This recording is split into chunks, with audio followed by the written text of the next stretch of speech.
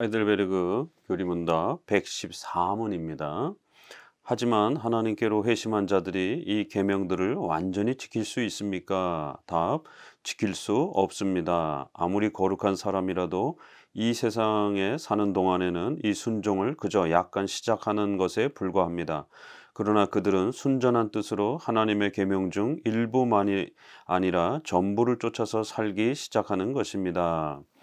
십계명을 이제 다 소개하고 난 이후에 하이델베르그 교리문답은 다시 한번 이 십계명을 최종적으로 보충적인 그러한 또 설명을 두 문에서 이렇게 하고 이제 최종 마무리를 합니다. 특별히 이 십계명을 소개하고 난 이후에 이 십계명을 우리가 지키는 데 있어서 과연 이 십계명을 우리가 이 땅에서 살아가는 동안 완벽하게 지킬 수 있는가? 이 지키는 그 정도와 범위의 문제에 있어서 추가적인 설명을 합니다. 결국 불완전하게 지킬 수밖에 없다. 우리 인간의 연약함 때문에 완전하게 지키지 못하고 불완전하게 지킬 수는 밖에 없다. 그렇지만 그럼에도 불구하고 최선을 다해서 또 지키도록 노력하면서 살아가야 된다라고 하는 이런 불완전한 그러한 순종, 또 불완전한 성화라고 이렇게 우리가 표현할 수가 있습니다.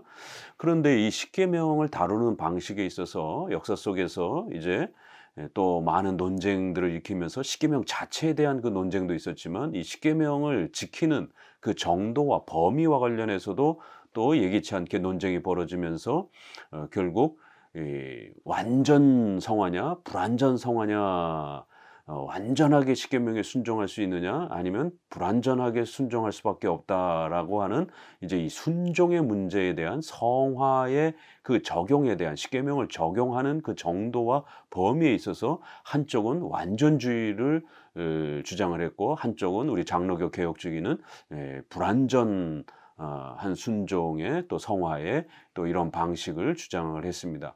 그러면 이 완전주의를 주장했던 분파들은 주로 제세례파가 그렇게 주장을 했고 그 이후에 결국 우리가 회중파라라고 하는 이러한 또 존 오웬과 토마스 구딘과 존 코튼으로 이어지는 이런 회중파 계열에서 이런 엄격한 성화와 이러한 생활을 강조하면서 이런 십계명을 하면서 이 십계명을 너무 지나치게 극단적으로 이렇게 완벽하게 주장할 거를 강조하면서 극단적인 또 이런 율법주의적인 성향을 또 이렇게 나타내기도 하면서 엄격주의, 완벽주의 이런 그 패단들을 또 실수를 합니다. 이것이 결국 이제 웨슬레이계로 또 넘어가서 웨슬레이의 또 이러한 완전주의 성화의 또 같은 또 맥락을 또 이어가기도 합니다. 그리고 성결교단에서도 웨슬레이의 영향을 받은 성결교단, 그 교단 이름 자체도 이렇게 성결교단이라고 할 정도로 그들의 주된 초점은 이 성화에 있어서 이렇게 십계명의 몇 부분을 완벽하게 이렇게 추구하려고 한 그런 엄격주의, 완벽주의를 이렇게 또 표방하는 그러한 큰 신학적 흐름을 나타내고 있었던 것입니다. 그렇지만 우리 장로교는 종교개혁의 칼빈으로부터 시작해서 이렇게 우르시누스의 하이델베르그 요리문답도 그렇고 웨스트민스터 신앙고백도 그렇고 십계명 그 자체는 완벽하지만 우리 인간이 연약하기 때문에 이 십계명을 순종하고 또 우리가 따라 사는 데 있어서는 부족할 수밖에 없다. 그래서 불완전한 순종, 불완전한 성화를 이렇게 주장하면서 성도들이 이 십계명을 적용하는 데 있어서 불완전하고 부족하더라도 이렇게 이해하고 또 계속 연속적으로 노력할 수 있도록 이렇게 좀 더 온건하게 적용하는 이런 방식이었다라면 이렇게 주로 제세례파라든가 회중파 청교도라든가 또 감리교나 웨슬리 계열에서는 완전 성화, 완전주의를 주장을 하면서 극단적 엄격주의, 결국 극단적 그런 율법주의적 성향의 또 이러한 생활론에서 십계명의 이런 부분들의 또 극단성을 또 이렇게 보이면서 결국 성도들의 생활을 지나치게 폐쇄적으로 또 이렇게 차단하고 또 파괴하고 망가뜨리는 또 이러한 실수들을 하게 됩니다. 그렇기 때문에 십계명 그 자체를 어떻게 다루느냐도 중요하지만 또 이 십계명을 적용하는 방식에 있어서 정도와 범위와 관련해서 완전주의 개념으로 접근을 하느냐 아니면 불완전한 순종의 개념으로 접근하느냐에 따라서 또 엄청난 성화의 또 이 십계명을 다루는 그러한 적용점에 있어서 또 큰 신학적 견해의 차이가 나타난다라는 것입니다. 예, 특별히 이 완전주의를 주장하는 분들이 마태복음 7장 20절에 열매로 그 열매로 그들을 알리라라고 하는 이 말씀을 성화의 그러한 구체적 그러한 칭의의 기준점으로서 칭의를 확인할 수 있는 성화의 그런 구체적 기준점으로 접근을 하고 이해하면서 결국 본의 아니게 그들은 생활을 강조하면서 결국 그 생활에 대한 강조가 결국 칭의의 유무를 따지는 이러한 결국 공로주의 선행 구원에 대한 부분으로 결국 본의 아니게 치우치는 이런 실수들을 한 겁니다.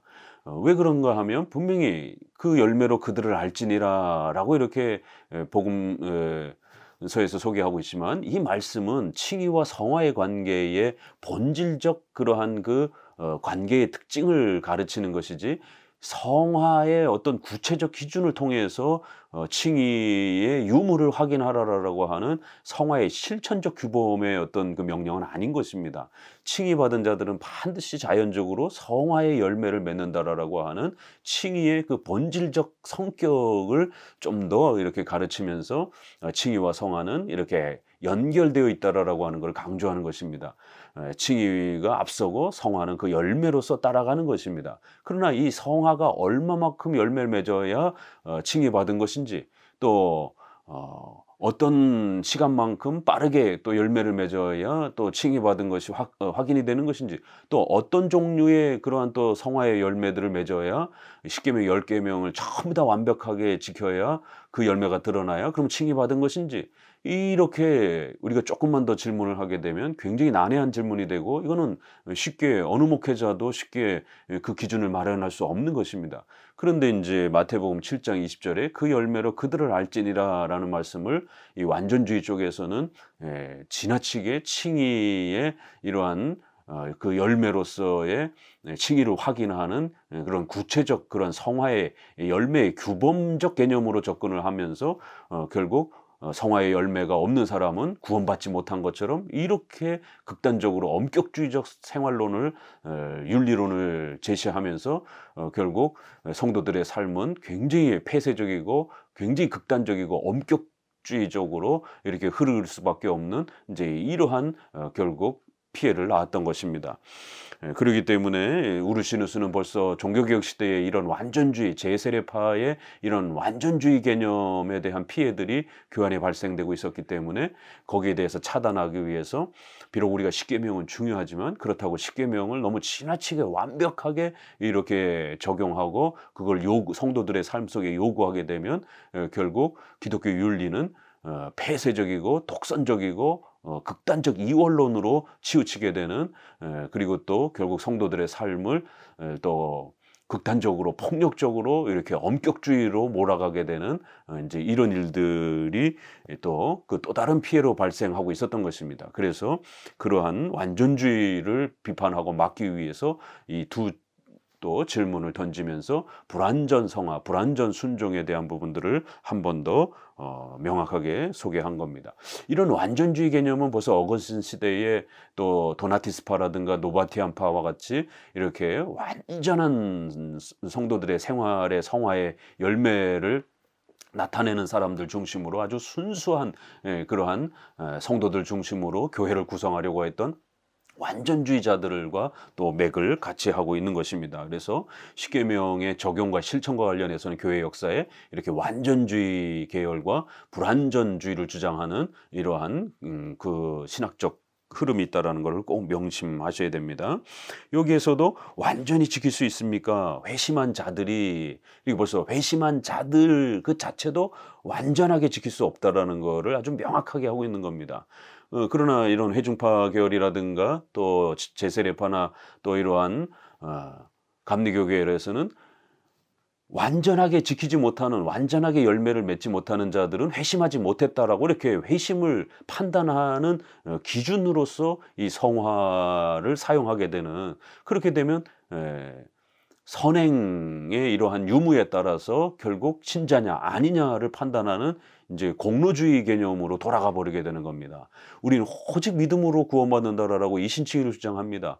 선행에 있어서 좀 부족하다 할지라도 그가 예수 그리스도를 믿고 의지하면 오직 믿음으로 구원받는다라고 이렇게 말합니다. 그런데 결국 이 십계명 적용을 완전주의로 몰아가게 되면 회심한 증거로서 그러한 선행의 열매를 나타내지 못하면 마치 회심하지 못한 것처럼 이렇게 칭의에서 성화의 열매를 맺는 것은 맞는 논리입니다. 그러나 성화의 어떤 그러한 그 열매를 보고 칭의 유무를 따지게 되면 이거는 맞지 않는 겁니다. 이건 공로주의가 되는 겁니다. 이건 논리의 역설 때문에 그렇습니다. 하나님은 사랑이다. 이건 요한일서에 있는 아주 대표적인 하나님 속성을 말하는 내용이기 때문에 맞는 내용입니다. 그러나 사랑이 하나님이다. 이거는 기독교 교리 개념에 있어서 틀린 개념입니다. 하나님은 사랑이신 건 맞아요. 하나님의 속성의 여러 성품 중에 사랑이 펼쳐지는 겁니다. 그러나 이 땅에 사랑이라고 하는 수많은 개념이 얼마나 많습니까? 그 사랑 자체가 하나님은 아닌 겁니다. 그렇기 때문에 이 개념의 논리의 역설에 있어서 안 맞는 그러한 논리 철학 개념들이 있기 때문에 조심하셔야 되는 겁니다. 그럴 때 칭의의 열매는 반드시 성화가 있어야 된다는 건 맞지만 성화의 어떤 그 열매의 내용으로서 칭의의 회심 유무를 살핀다라고 하는 것은 이건 틀린 겁니다. 성화를 가지고 따지는 게 아니라 우리는 신앙 고백, 그가 믿음으로 예수님을 고백하는가에 대한 이 부분을 따지는 것이지 성화의 몇 가지 유무를 가지고 회심 유무를 따지는 게 아닙니다. 여기서도 회심한 자들조차도 이렇게 완전히 지킬 수 없다라고 시작하면서 그것은 이 땅에서 우리가 중생한 자들이 이제 시작에 불과하다. 시작 단계에 있는 것이다. 그래서 죽을 때까지 노력하면서 최선을 다하면서 이렇게 살아가면 되는 것이지 어느 일정한 시점에 그걸로 완벽하게 이렇게 열매를 맺어야 구원의 이러한 유무를 확인할 수 있는 그런 형태로 십계명이 적용되는 건 아니라는 것이에요. 일부만이 아니라 전부를 쫓아서 살기 시작하는 겁니다. 그렇다고 해서 십계명 자체를 우리가 부분적으로만 지켜도 되고 또 십계명의 중요성은 덜하다 이런 말은 아닌 것이에요. 그 일부만이 아니라 십계명 전체는 소중한 겁니다. 우리가 못 지켜서 그런 것이에요. 그래서 십계명 전체를 항상 최선을 다해서 지키려고 애를 쓰고 노력하라는 거예요. 그렇지만 완벽주의로 끌고 가게 되면 또 다른 공로주의, 선행구원에 대한 위험이 또 유혹이 되기 때문에 이 논리의 구조를 잘 구성해야 된다는 것입니다. 우르시누스 설명은 이제 여기서 우리가 주목해야 할 질문은 율법에 순종하는 일이 어떻게 가능하며 또한 중생한 자들은 과연 율법을 완전하게 지킬 수 있는가라고 하는 것에 대해서 이제 이 질문들을 통해서 우리가 또 배우게 된다라는 것이에요. 바로 이 질문을 보다 잘 이해하기 위해서는 우리는 하나님께서 처음 사람을 지으실 때에 사람의 순결하고 거룩한 본성과 타락한 상태의 사람의 본성 그리고 중생한 상태의 사람의 본성을 서로 구분할 것이다. 이 사중 상태라고 하는 어거스틴이 인간의 상태를 설명한 그 유명한 인간론이 종교개혁 시대 때도 다시 소개가 되면서 이러한 인간의 이러한 그 모습을 우리가 정확하게 이해하기 위해서는 인간의 네 가지 상태를 잘 이해해야 된다는 겁니다. 아담 시대의 타락 전 인간의 상태, 그 다음에 타락한 인간의 상태, 또 예수님을 믿고 난 중생된 이후의 상태, 그 다음에 영화 단계, 천국에서의 이러한 상태, 이 네 상태는 다 인간의 이런 각각의 본성의 이러한 모습이 또 차이가 나타난다는 겁니다. 타락 전에는 인간의 본성이 완전한 의 상태에 있었던 것이죠. 그러나 타락한 상태는 그 의를 잃어버린 죄를 지을 수밖에 없는 그러한 타락한 상태에 있는 겁니다. 그러나 중생된 이후는 이제 우리가 새롭게 돼서 율법에 순종할 수 있는 의를 가지고 있다는 거예요. 그렇지만 연약한 상태라는 겁니다. 왜냐하면 인간의 육체를 아직 부활체를 갖지 못했기 때문에 중생한 세 번째 상태는 의를 성령의 도우심으로 우리가 쫓아 살 수는 있긴 하지만 이 땅에서는 성화는 아직 부족한 상태로 그렇게 인간은 살아갈 수밖에 없다라는 거예요. 이 영화 단계에서는 이제 우리가 완벽하게 그 십계명의 이런 하나님의 뜻을 순종하며 살아갈 수 있는 새로운 상태가 될 거라는 겁니다.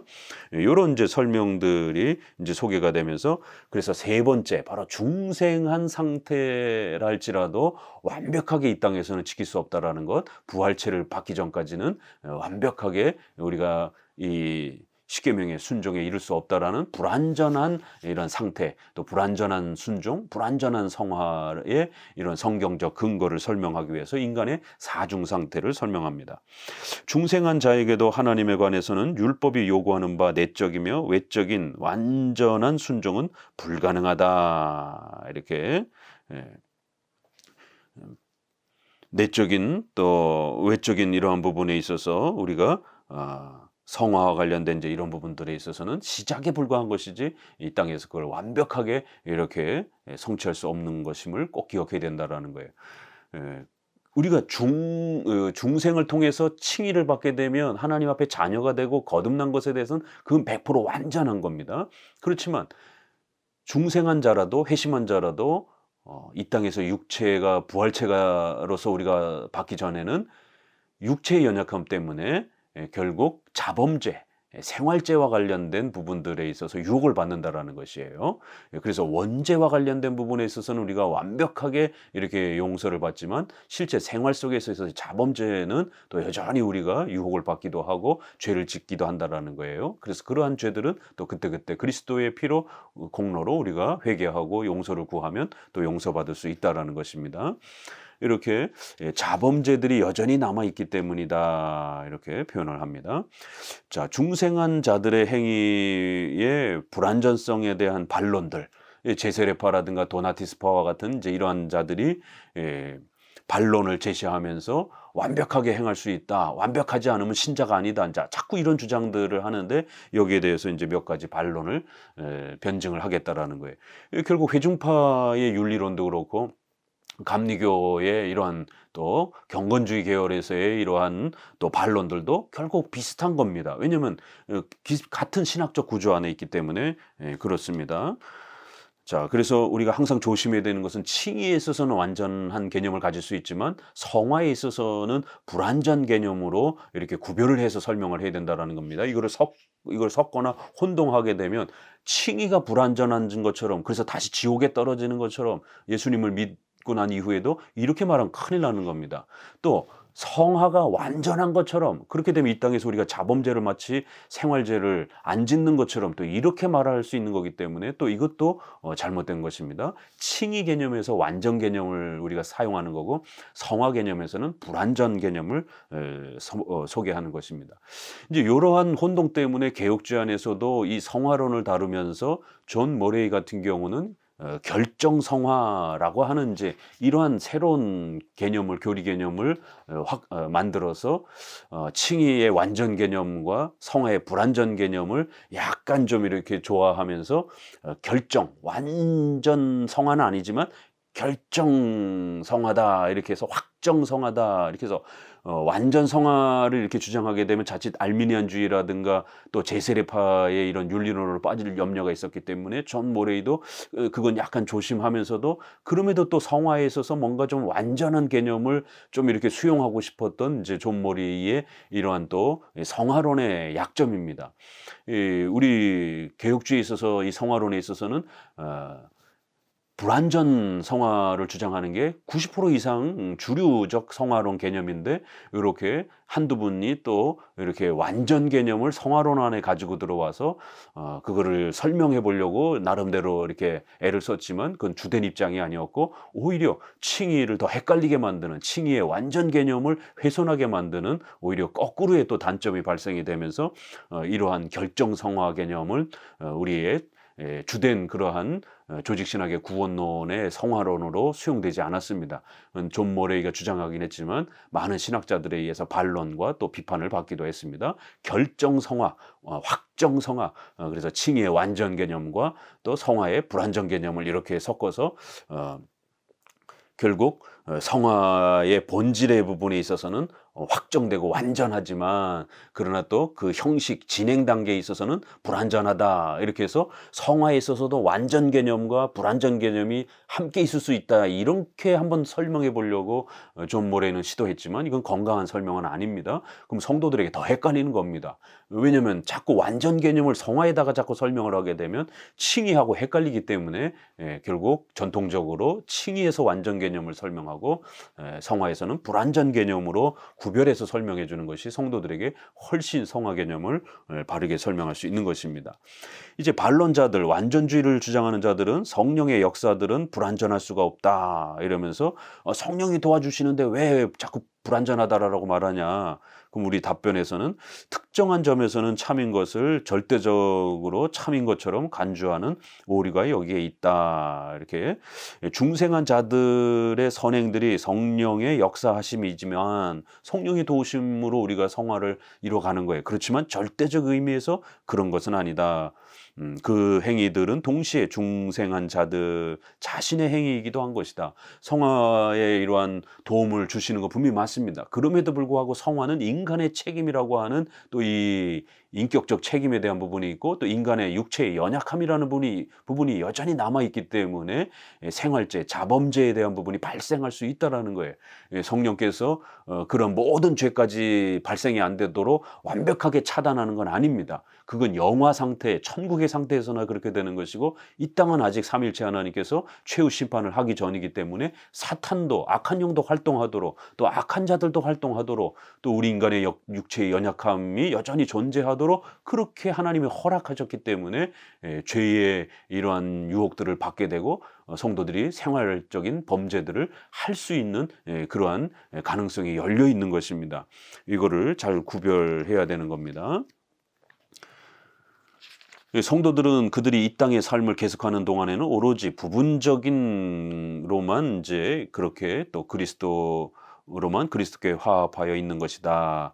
이렇게 해서 중생, 칭의에 있어서는 완벽하지만 또 생활 부분에 있어서는 또 부분적으로 또 이렇게 또 우리가 아직 최종 완성 상태가 아닌 그런 영역이 구원론에는 이렇게 다양한 부분이 있다라는 거예요. 어떤 부분은 이렇게 우리의 구원의 본질에 해당이 되는 부분들은 완벽하지만 또 우리의 성장과 관련된 이런 부분들은 아직은 더 성장해 가도록 이렇게 하나님이 두신 그런 부분들이 있다라는 겁니다.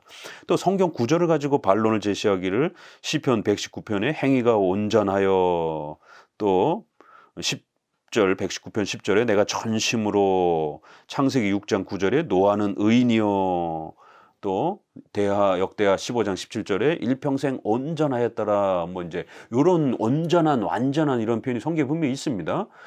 그러나 답변 이러한 성경의 선언들은 완전성에 대한 말씀하는 것이나 분명히 완전이라는 표현을 쓰고 있다는 거예요. 그러나 이 완전성은 부분적으로 외식과 및 가장된 경건과 반대되는 참된 순전함으로 이루어지는 것이지 성도들이 하나님께 드려야 마땅한 그런 완전한 순종에 있는 완전성으로 이루어지는 것이 아니다.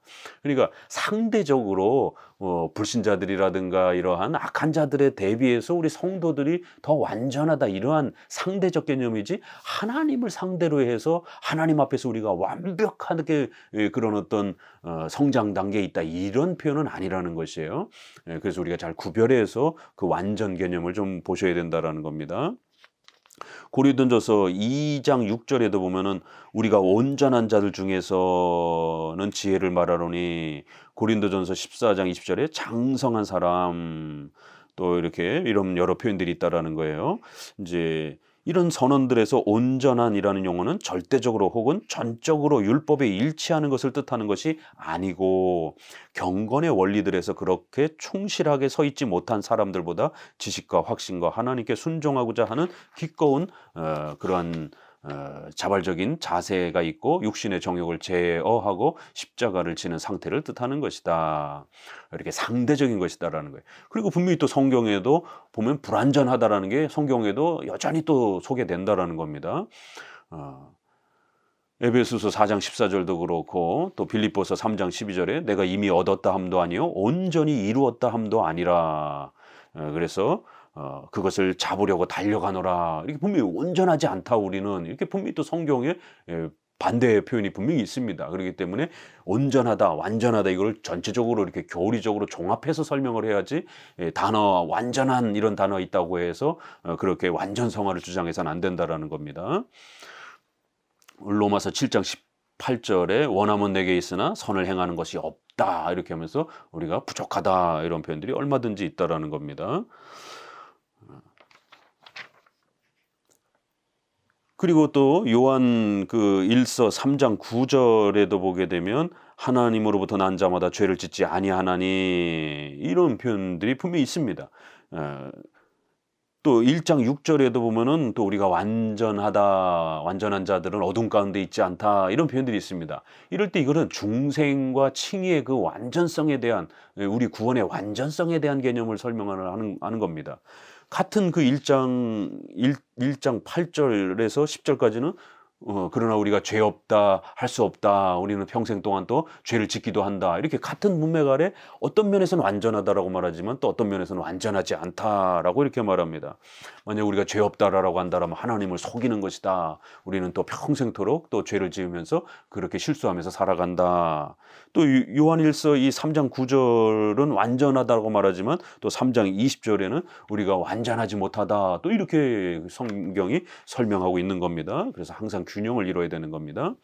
115문 이 세상의 삶에서는 누구도 십계명을 완전히 지킬 수 없는데 하나님께서는 어째서 그 계명들을 그렇게도 엄격하게 선포하십니까? 답 첫째로 평생토록 우리의 죄악된 본성을 더욱더 알고 그리하여 그리스도 안에서 죄사함과 의를 더욱 진지하게 구하게 되도록 하기 위함이며 둘째로 이 세상의 삶이 끝난 후 그 완전의 목표에 이르기까지 하나님의 형상을 따라 더욱 새롭게 되게끔 끊임없이 수고하고 또한 성령께서 은혜를 베푸시도록 하나님께 기도하게 하기 위함입니다.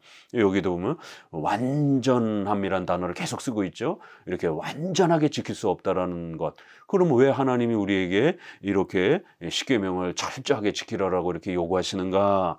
그것은 우리가 완벽하게 지킬 수 있기 때문이 아니라 오히려 그러한 완벽한 요구는 할 수 있어요. 하나님이시니까. 그러나 우리가 완벽하지 못하기 때문에 완벽하게 지킬 수 없는 것을 또 하나님은 아시고 이 완벽한 요구는 우리가 완벽하게 할 수 있기 때문에 요구하시는 게 아니라 우리가 할 수 없다라는 것을 연약함을 오히려 보여주는 그러한 하나의 우리를 겸손케 하는 그런 명령이라는 겁니다. 그래서 알미니안주의자들이라든가 이런 엄격주의자들은 완벽하게 지킬 수 있으니까 이런 완벽 명령을 요구하는 것이다라고 있지만 우리 개혁주의는 우리가 완벽하게 지킬 수 없다라는 것을 더 겸손히 낮아져서 하나님의 은혜를 그리스도의 은혜를 성령의 은혜를 더 간절히 간구하도록 그런 목적에서 이렇게 철저한 순종의 요구를 하는 것이다라는 겁니다. 이렇게 해석하는 방향이 전혀 다릅니다.